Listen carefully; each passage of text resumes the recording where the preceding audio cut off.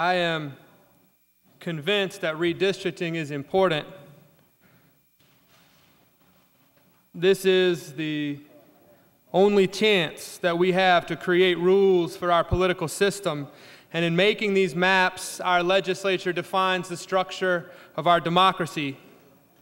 Over the last few weeks, I've heard misapplications of the law and intentional falsehoods about the Voting Rights Act, and I didn't understand why or the magnitude of what was going on until late last week.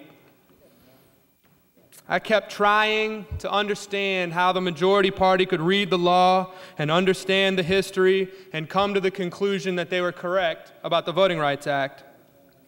And as I sat with John Lewis last week, before he testified before the House Reapportionment Committee, I realized they don't want to follow the Voting Rights Act.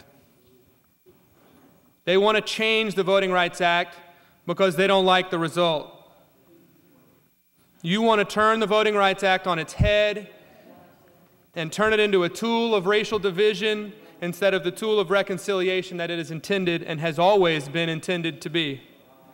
And you have done this with a campaign of misinformation about the meaning of Section 5 of the Voting Rights Act. It was continued today. This campaign has confused the public, it has confused the media, it almost confused me. But I'm going to take 5 minutes, short minutes, to set the record straight. First, in drawing these maps, there are two sections of the Voting Rights Act, Section 2 and Section 5. They're different laws. Section 2 applies to the whole country, and it ensures equality of opportunity. Section 5 is different and special.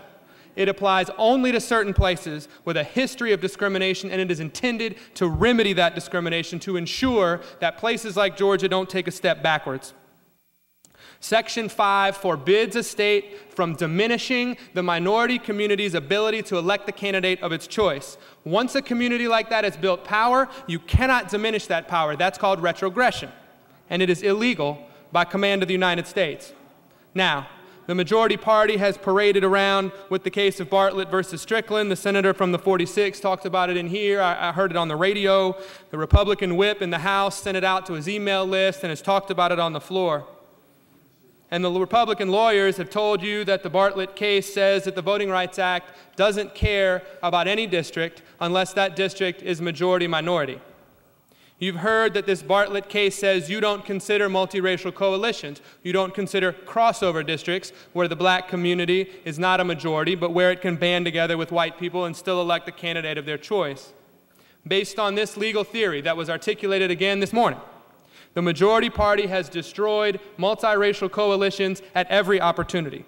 As they stand today in this Senate, there are 14 districts that are majority-minority, and there are at least 7 where multiracial coalitions can and have elected candidates of their choice. Now, the new map creates 1 additional majority-minority district at the expense of at least 4 districts where multiracial coalitions have been successful. One of those districts, the 14th, is eliminated entirely. The congressional map does exactly the same thing, more of the same. It eliminates 3 crossover districts in favor of 2 majority-minority ones. That's retrogression. There are fewer districts now in which communities can elect the candidate of choice. Now, in targeting and penalizing multiracial coalitions, this body has chosen a policy that we want black districts to elect black candidates and white districts to elect white ones. And they've blamed this on the Voting Rights Act. That is false. We have said, and there's a host of issues, this is a legal choice that has been made.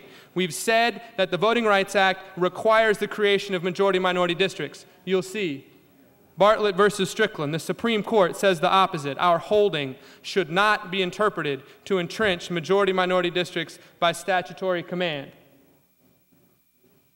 You've heard that multiracial districts and crossover districts don't matter under the Voting Rights Act. It was just said. Again, the Supreme Court says the opposite.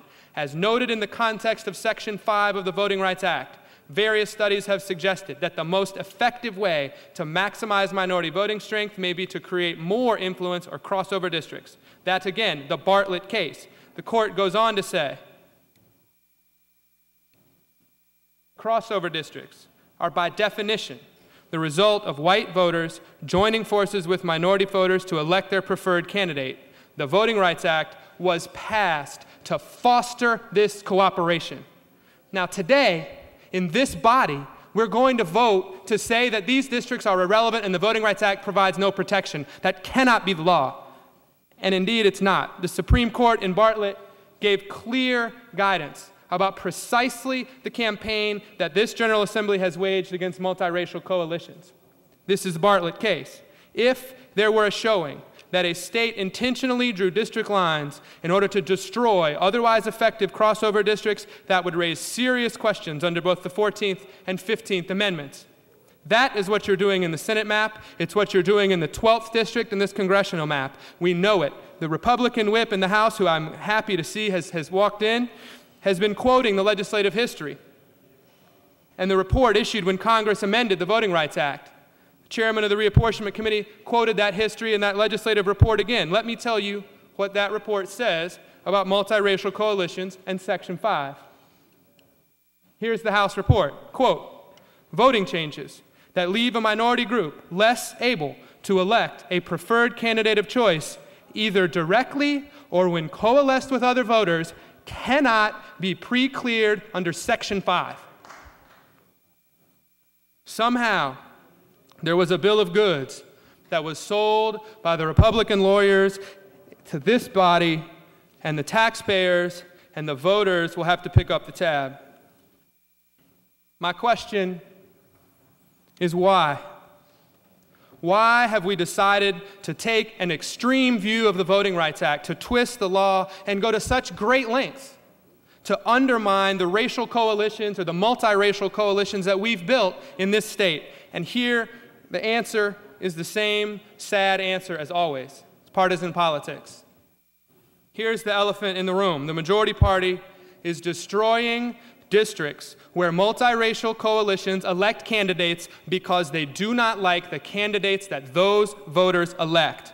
And that's because multiracial coalitions in Georgia elect Democrats.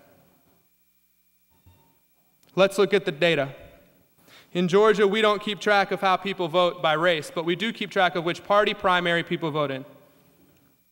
According to the Secretary of State's webpage, the 2010 Republican primary was 95.7% white. The 2008 Republican presidential primary was 95.7% white. The July 2008 Republican primary was 95.9% white. By way of comparison, that same July 2008 primary on the Democratic side was 49.4% white and 48.2% black. Now, I've heard criticisms that the Voting Rights Act should not be a Democratic incumbent protection plan, and I agree. It doesn't protect Democrats, but it does protect the power that black voters have acquired from building multiracial coalitions. That's what Congress said in the statute. It's what they said in their legislative history. It's what the Supreme Court has said, even in the Bartlett decision that has been trumpeted by Republicans. The partisan results of that are not the fault of the Voting Rights Act. And if you don't like the partisan results of protecting multiracial coalitions, the answer is not to destroy the Voting Rights Act. It's to go and build multiracial coalitions of your own. I'll conclude with this. I've heard numerous reports about how this round of redistricting is going to doom the Democrats in Georgia. But the statistics up there, they demonstrate that if nothing changes, there's only one party that's doomed. Today, the leadership of this state, if we adopt these maps, is going to confirm its policy of undermining multiracial coalitions. But you know what? In the end, it won't matter. We live in an international economy, in a global community, and every business person knows it. The future of this state is a multicultural, multiracial future. It is a future where people of all races will live together, work together, prosper together, and will govern this state together. And today, there's only one party that can claim to be the party of that future. These maps are wrong. They're going to be struck down. And if you vote for them, you'll be on the wrong side of history. I'll yield the will.